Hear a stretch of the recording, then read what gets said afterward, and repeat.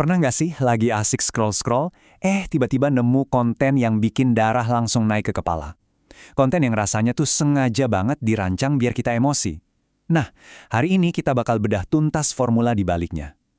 Lewat satu kasus viral dari TikTok, kita bakal lihat anatomi dari strategi manipulatif yang dikenal sebagai umpan kemarahan atau rage bait. Semuanya berawal dari satu kalimat pendek yang provokatif ini. Jangan pernah percaya sama guru ya besti, cuma beberapa detik. Itu aja udah cukup buat seorang TikToker bernama Rizky Kabah untuk menyulut api kontroversi raksasa yang bakal kita bahas tuntas.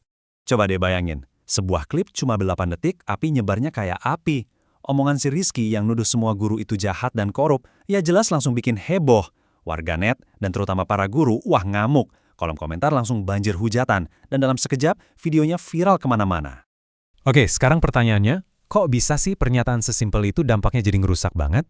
Akar masalahnya itu ada di satu kesalahan logika yang paling dasar tapi juga paling bahaya, generalisasi. Coba deh kita lihat bedanya. Di satu sisi ada pernyataan, semua guru jahat dan korupsi. Ini namanya pukul rata, semua disamain. Di sisi lain, ada pernyataan yang jauh lebih akurat.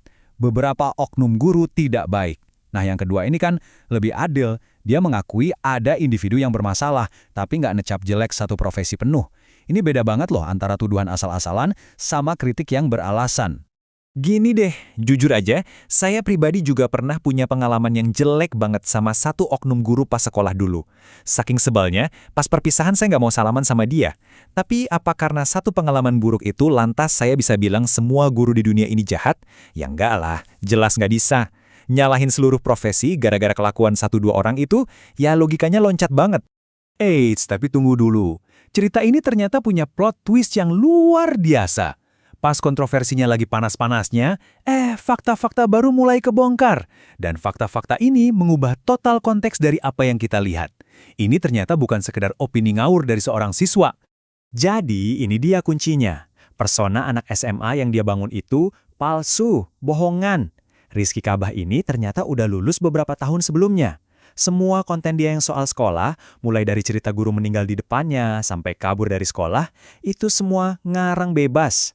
Dia bahkan sampai nekat nyusup masuk ke sekolah orang tanpa izin cuma buat bikin konten. Jadi ini bukan lagi soal opini, ini udah pemalsuan yang disengaja. Dan ya, konsekuensi di dunia nyata datangnya cepet banget. Videonya viral, terus langsung dilaporkan ke polisi sama PGRI. Nggak lama dari situ, kedoknya sebagai siswa kebongkar, dan akhirnya dia diamankan sama pihak berwajib. Ini contoh paling jelas gimana drama online bisa dengan cepat berubah jadi urusan hukum yang serius. Kasus Rizky Kabah ini tuh contoh textbook dari sebuah strategi konten. Strategi yang biarpun kontroversial, tapi terbukti efektif banget buat jadi viral. Inilah yang kita sebut formula umpan kemarahan, atau yang lebih populer disebut rage bait. Jadi apa sih rage bait itu? Gampangnya gini, seorang kreator sengaja bikin postingan yang mereka tahu bakal bikin banyak orang marah. Tujuannya bukan buat ngasih pesan, tapi buat manen interaksi dari kemarahan itu. Logikanya, makin banyak komen benci, makin banyak yang nge-share karena kesel, engagementnya makin tinggi kan? Nah, algoritma melihat ini sebagai konten yang menarik, dan malah makin nyebarin kontennya. Licik. Kreator kayak gini tuh polanya jelas. Mereka sengaja mancing-mancing amarah, kelihatan menikmati banget perhatian negatif yang datang, dan mereka rela jadi samsak online atau bulan-bulanan publik. Kenapa? Soalnya buat mereka, mau itu interaksi positif atau negatif, sama aja.